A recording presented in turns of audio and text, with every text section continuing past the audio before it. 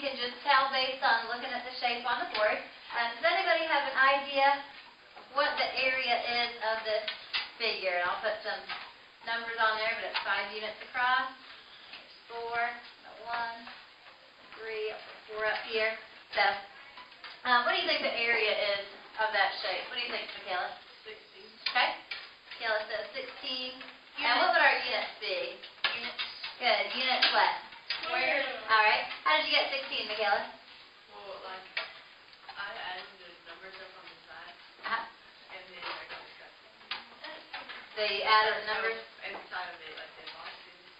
Okay. So you counted up the boxes on the inside? And got 16 boxes. That's good. That is one way that you can figure out the area of a shape. Are there other ways to do it? Jeff?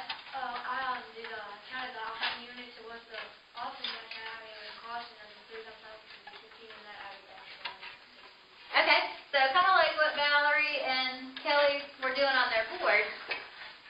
You made 2 separate pictures, right? 2 rectangles. So here's what Joe's talking about. In this bottom rectangle, there's 3 times 5 for 15 cubes. And then there's this one little guy sitting up here by itself for a total of 16 units. So either way, we're getting the same answer. Other ideas? Go ahead, Andrew. I just counted all the ones up in the middle. Oh, I thought it was Okay. So, yeah, same idea that you guys were talking about before. Okay. So now we've got 2 strategies that we can use to figure out the area. You can either count the boxes, or we can count the boxes like Andrew and Michaela were talking about. We can use multiplication to do rectangles like Joe was talking about. Alright, let's see. What happens if I have a shape like this? Again, if it helps to make it on your geo board, you can do that. If you can just visualize it, you're welcome to solve it that way also. The hard part about using the geoboard is that if you count like the outside peg, You count the outside pegs, you have too many? well, yeah, if you Oh, I see. You have an extra unit. I see what you mean. You're right. There would be 6 pegs on the bottom, but it is only 5. Alright, so Jason, you got an idea. What do you think? Well, I pretended that there's 2 squares in the middle on the outside of it, like, yeah, right there. I pretended that that was filled in, Okay. and I added up normally how you do the area, and Which is normally how do you do the area?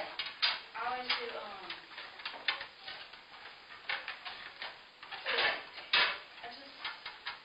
I counted up the boxes, then, I subtracted 2 from it, and I got 13 Okay. units squared. Very good. Alright, so now we've got a different idea. What did you do, Andrew? I just counted up all the boxes on the inside of the shape. Okay, and you got what? 13 units squared. So you got the same thing? Jeff? I just wrote the same thing I did last time. I took that one box out in the middle though, and then I added both those boxes and I took both of them, and then I counted out one of the boxes out there units squared. Okay, so now we've got 3 strategies. Joe is using the same thing he did before. He has a rectangle here that has 6 units squared. He's got this one by itself, and another rectangle over here. So you can create rectangles and add them together. We can count boxes like you guys were talking about. And we could use Jason's idea. A lot of times when you have this kind of shape where you're got like an indentation right here, where something's concave, good word, something that's missing, it's easier to find the area of the whole shape than subtract the pieces that are missing. So far you guys have given me 3 different and good strategies to use to figure this out. Go ahead, Ezekiel. Oh, I have a different way of like counting the boxes.